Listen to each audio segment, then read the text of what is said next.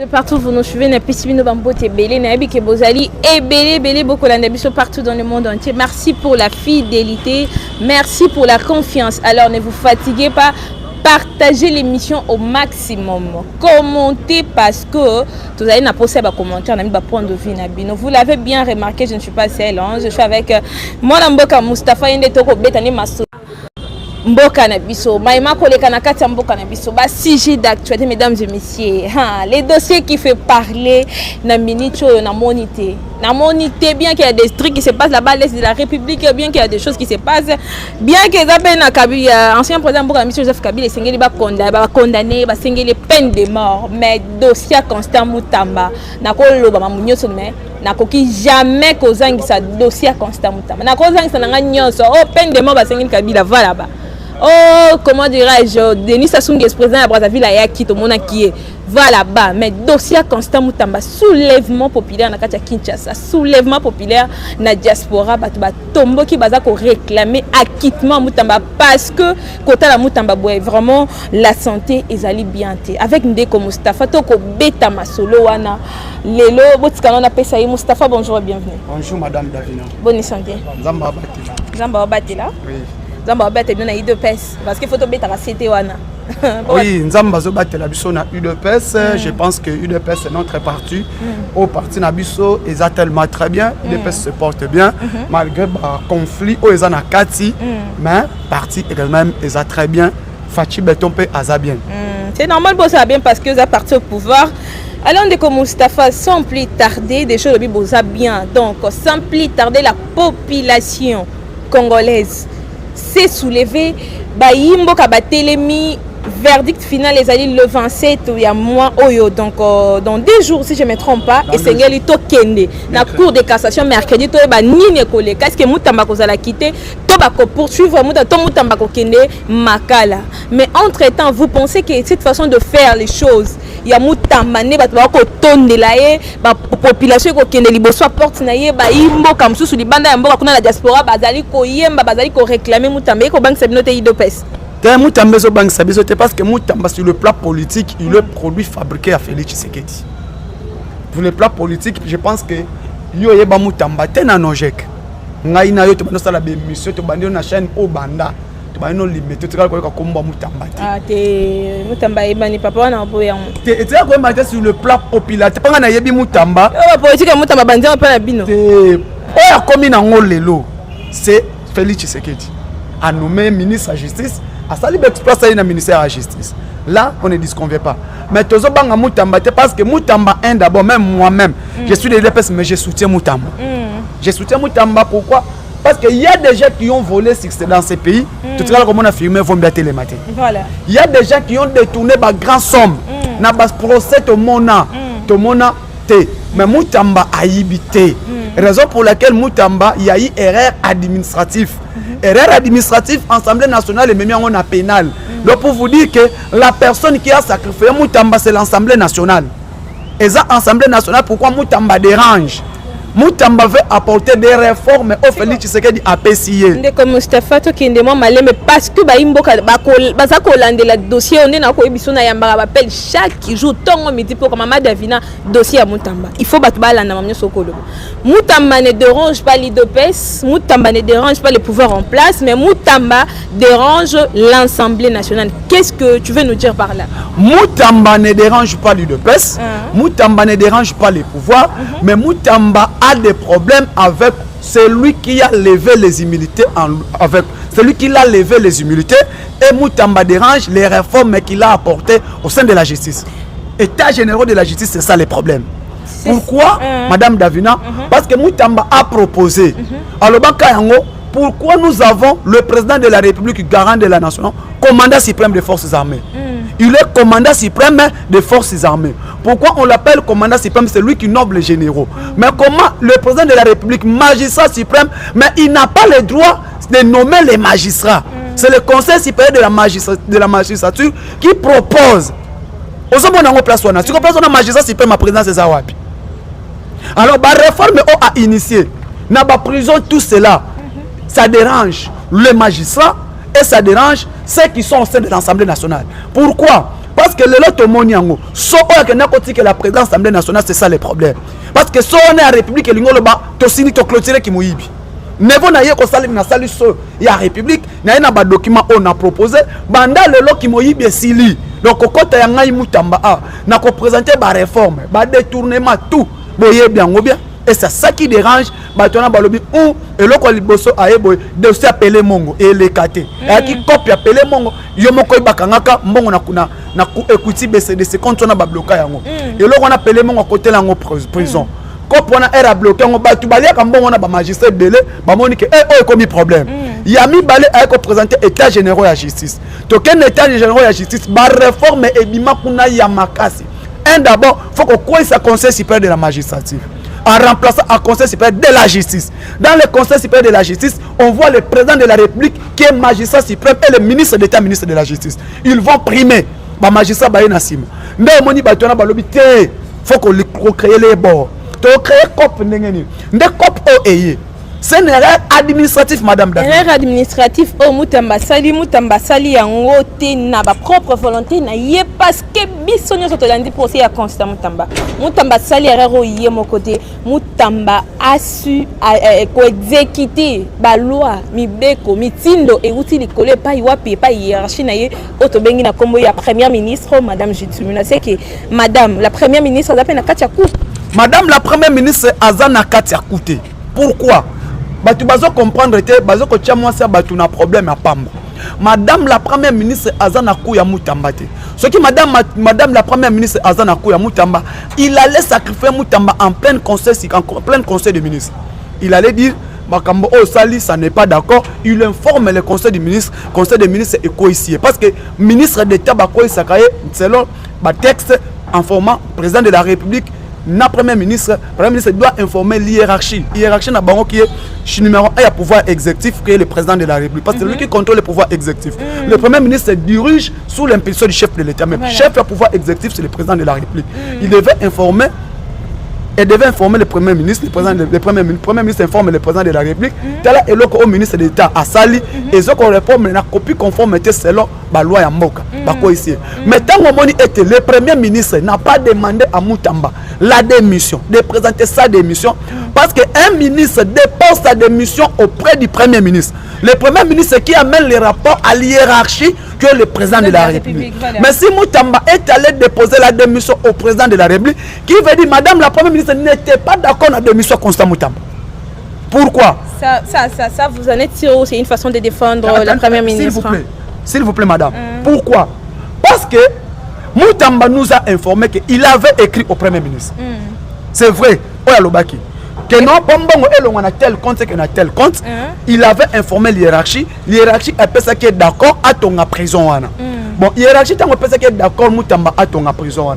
C'est que Mutamba a écrit selon la loi, selon les lois de la République. Après 10 jours, le document est en vigueur. Qui veut dire qui bat témoin. Pourquoi le premier ministre n'est pas fait? Parce qu'il n'a pas un problème. Mais le problème n'est que quoi? Qui a raison d'état parce qu'il n'a pas un problème. Parce que donc la loi est un beau cannabis. Ceux qui vont témoigner de ce dossier, moi respecter la loi parce que tu n'as pas de problème. Non, Ayete.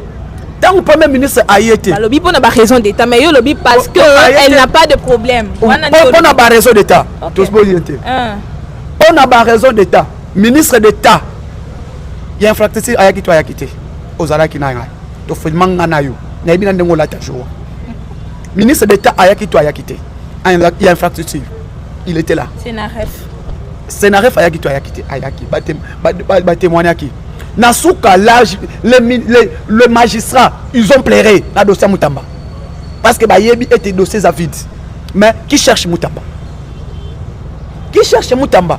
Mutamba, ce qu'il a permis de Tshisekedi, il va appliquer la justice à la réforme comme mais là, mon Mboka Mustafa, qui cherche Mutamba? C'est la question que tout le monde se pose. Silence total de votre côté, l'IDPS? Non, moi qui vous parle, je suis de l'IDPS. Je suis communicateur de l'IDPS. Qui vous parle, je suis de l'IDPS. Mais si je dis que non, Mutamba a révolutionné la jeunesse congolaise. C'est ça le problème. Voilà. Il a révolutionné nous après si nous sommes jeunes gouya kosa la politique après ça jeunes gouya kolanda politique donc après tu sais qui dit après Lumumba to mona yé on doit être clair Nalia Kapa Moutambate, je suis parmi les communicateurs qui défendent Moutambate. Joël Kitenge, nous sommes faits pour défendre Moutambate. Mais problème est ça, l'opposition, c'est lui qui est à l'Assemblée nationale. C'est lui qui est à l'Assemblée nationale en tout cas, pour battre voter qui basé. C'est lui qui est à l'Assemblée nationale les anani. Parce que tu as voter qui est là député. Moutou a qui lever des députés. Moutou a qui lever des immunités parlementaires. Avant Moutamba déposer des missions. Et bande qui est l'Assemblée nationale. Le problème a déposé son Assemblée nationale à cause de guerre n'a pas député nationaux. Pour Nayo Mustafa communicateur. Oko banza que non problème ya Moutamba ezalina vital caméra parce que tant on a comme immunité parlementaire. Moutolongo les lever des immunités parlementaires sans qu'on respecte la loi. Yo monango bakena nango mbambo sans qu'on respecte la loi. Ba mabatanga kiango ba avocat Moutamba ba présenter kiango comment dossier na bakena ki nango mbambo mais dossier matata ke na mbambo te poine. Qui a protégé matata tampon? Celui qui a volé l'argent de la République. Na mouton a évité mbongo ezali mbongo ba bloquer on a ministère public. Bakena ki na dossier na mbambo ndengeni. On doit être clair. Il a protégé son frère. Et en sacrifiant Moutamba, il a protégé Matata Tampon et Baouti de même famille politique. En sacrifiant. Il a pouvoir Nabine, follow back. Nous avons. Il pas follow back. Après il a pouvoir Nabine. Madame Davina, s'il vous plaît. Matata n'est pas de l'IDPS. Mais Matata va condamner déjà 10 ans de prison na coup de cassation. Maintenant il a bomba Matata Tampon. Qui a dit non? À quel exil? À quel exil? Mais pouvoir Nabino, pouvoir Nabino, exactement. Au moins, il est là, le bango clair. Jusqu'à présent, moi, je l'ai dit, l'erreur grave l'IDPS a commis parce que l'IDPS a créé qui était dans la majorité dans le Parlement. C'est ça le problème. L'IDPS ne contrôle pas l'Assemblée nationale. Et l'IDPS aujourd'hui n'a perçu l'Assemblée nationale, l'IDPS inexistant. N'a-t-il clair, n'a Moustapha, n'a regretté départ. l'IDPS n'a pas contrôlé la nationalité, pour balobi bino boza makasi kota ba nationalité, bino bozo contrôler l'IDPS. Na lobi boye. L'erreur grave, l'IDPS a commis dans l'Union sacrée, l'IDPS n'a pas la majorité parlementaire. Parce que l'IDPS, c'est le qui va jouer comme un député. Ne comprends pas yango ezo bengisanga sénégalais. So ba Jacob abima ba député. Biso ba yo IDPS et biso ba porte ma député. On allait contrôler l'Assemblée nationale. Les règles graves, on a donné l'Assemblée nationale à un pro Kabila. Moustapha Tokene, bref, on tous un peu direct parce que dossier Moutamba ezali dossier très sensible. Moutamba dossier Moutamba ko s'y prendre ba. Ezali dossier Moutamba sera acquitté. OK. Na yebiso ndengeni. Déjà na ba information. Na yebiso ndengeni. Nga na mona Roland. Na mona Vernon, à la borne. Nebiso Moutamba akozala quitté et Moutamba kombone ko tanga ma congolais tout. Si qu'on est au côté de santé Moutamba, est-ce que beaucoup mona que santé Moutamba ezali malamu? Mais il a un problème. Ana souci moi na batu muke wana. Moutamba donne promotion moko. Je le connais depuis l'IPC. Nous alliés c'est Moutamba l'IPC. Tous des promotions moko. Exact yo Hollande le collègue na majorité de l'Assemblée nationale. Et pesanga mawana lela. Papa nanga kulutu nanga Jean Baudouin Mayo, honorable député à l'INC. Alors bani la République démocratique du Congo n'a pas de jeunes pressés comme toi. Taba longo la Moutamba ba humilité. Qui veut dire personne a compris ça la kandengeni. Moutaloba yango président conseil des sages Assemblée nationale. Baudouin Mayo Mambek, ancien VP Mabidje, qui n'a rien fait au ministère du budget quand il a fait 3 ans na coalition FCC cash. C'est lui qui était ministre d'État, ministre à budget. Il a dit cela. Dans niveau Assemblée nationale à sa parole. Alors le président de la République et la République démocratique du Congo n'a pas besoin de jeunes pressés comme toi. Pourquoi tu te précipites dans la vie? Est-ce que comment noter qu'il y a une façon au beaucoup ça la maman pouvoir na bino de cette façon ici batu ya malamu vous avez que dégager bango vous avez que le côté bango na ba prison batu ya mabe bazali libanda c'est comme ça beaucoup c'est la biso bilani na 2028. Moutamba tokozala naye. Moutamba ozonga ministre. OK. Moutamba batonyo surtout baza ba congolais conscients. Je parle aux congolais conscients et les jeunes congolais révolutionnaires comme moi. Soutenir Moutamba. Très bien. Te soutenir pourquoi je vois cet homme namona moi Thomas Sankara moko boye. Namona Lumumba, namona Etienne Tshisekedi. Na landaye, je le suis. D'abord la République a besoin de jeunes comme Moutamba. Je suis de l'UDPS. Qui vous parle na royano ba carte na ngatu kobanda Masamba Bruno Mavungu Toyeti Kabuni moi-même qui vous parle. J'étais le premier de toute première jeune à dire non au gouvernement soumis noadé oyebi oye comme la kinga to sala no émission oyebi yango na koya nango oyebi ngo bato babenganga sénégalais. Pourquoi? Parce que na lobaka o eza vérité. Au moment le président de la République nous a dit ceci. Réflexion et critique eza mabete. Mais les insultes qui se mal. Mais moi j'ai parlé, c'est la toute première gêne de l'UDPS na loba Olme qui dit que non, tous ne sont pas d'accord dans le gouvernement soumis. Parce que nous messani ça pouvoir na bino bongo bersaka, on bossa malam bo bersa, on bossa mabe bo bersa. Naza mutel bosso na lobaka yango. Et puis na ko lobaka yango, si le lo na machin monté. Le président de la République premièrement d'abord ayebisa ba ministre na conseil des ministres. J'ai risqué d'accepter oyebi que IDPS même parti politique n'a été le gouvernement parce que vous avez rien fait. Ayebisa bango ba yebi. OK. Et aujourd'hui pour Moutamba Nandima, ceux qui vont condamner Moutamba va faire un message appel. À qu'un appel. Et Moutamba qui un appel de ce qu'on a à zéro. C'est là où le président va intervenir. Bati le bâti que chef de l'État non. Moutamba. Chef de l'État tiki Moutamba tazana Moutamba. Mouta salibe exploit ndenge yo lobby a salibe exploit mais ba yeta. Na dossier le rôle kenda kina. Au moins ba yeba ki que dossier c'est que cassation président ko tia le beau côté. Ba yeba ki que le président de la République n'a pas besoin de jeunes pressés comme lui. Il savait ça, il va mener le dossier Mangou dans sa cassation. Ordre de ce sont les cours de cassation, le procès Banaki, il n'y a pas moyen que le chef de l'État puisse intervenir. Le badi le président fait sa onction au dans la justice. Maintenant, dès que le dossier na loi ya mboka na biso, tant que le dossier que ceux qui va condamner yété, ceux qui va condamner na encore pour ba père wana. Tant qu'on en appelle le dossier maintenant va reprendre l'Assemblée nationale à zéro. C'est là où maintenant le magistrat suprême va intervenir pour dire non. Botika mona mbalo. Et c'est tabarotika bon on a exploit à quoi on va rezonga ça na ministère de la justice. Il va maintenant il y a une réforme, c'est ça le problème. Très bien parlé. Alors, nous allons revenir, mesdames et messieurs. Il y a 2 jours, peut-être qu'il y a une cour de cassation. Donc, sous Kayali Kamboto, il y a un juge qui est-ce que Moutamba Kozala a quitté, tout Moutamba Kozala condamné, mesdames et messieurs. Alors, restez toujours sur nos chaînes pour voir des détails. Tout sur la même il peut procès à l'ancien président Joseph Kabila. Basengeli peine de mort. Beaucoup savent Joseph Kabila pas dans mboka. Est-ce que peine de mort peut beaucoup singa na habité à cause là tantôt na Kenya, tantôt na Brazzaville, tantôt à ceux qui wapi na habité peine de mort na habité. Comment tu peux dire? Oui, Bakati est par défaut. Jugement par défaut, c'est peine de mort. Pourquoi? Devant ngano awati le loto yé baraté. Qui est le père biologique à Joseph Kabila? Qui est la maman biologique à Joseph Kabila? Est-ce que Joseph Kabila zali passe? Est-ce que Joseph Kabila zakali passe? Est-ce que Zoé azamwana na bango? Est-ce que Zoé azaleki na bango? Biso notre tikala ngana yo Madame Davina, je pense que Kabila fait 18 ans. Kabila fait 18 ans aujourd'hui, moi je compte 34 ans. Je pense pas yo peut-être à 18 ans, peut-être tu avais 4 ans en peine. Ou tu mais je ne sais pas. Mais aujourd'hui Joseph Kabila a fait 18 ans pour voir si le lot oyebi papa biologique n'a été. Aux journalistes, on a mis un plateau trop. Mais est-ce que vraiment Kabila Azaka Mouana Mouze? Aujourd'hui, justice éclairée, il faut faire ça bravo. Na lieutenant général Likoulia. Voilà les généraux que nous avons besoin. Et aujourd'hui, Joseph Kabila est condamné à peine de mort. Alors, peine de mort, on a au lobby, mais bien en tant que journaliste d'investigation que vous êtes, vous le savez que aujourd'hui FBI est en train de chercher d'arrêter Kabila. Et Kabila a 100 entreprises. Entreprises à 10 milliards, 10 milliards, 10 milliards. Est-ce que vous avez suivi réaction il y a ensemble et à Monamboka Moïse Katumbi? Mais ensemble Moïse Kabila c'est le disciple à Moïse Katumbi.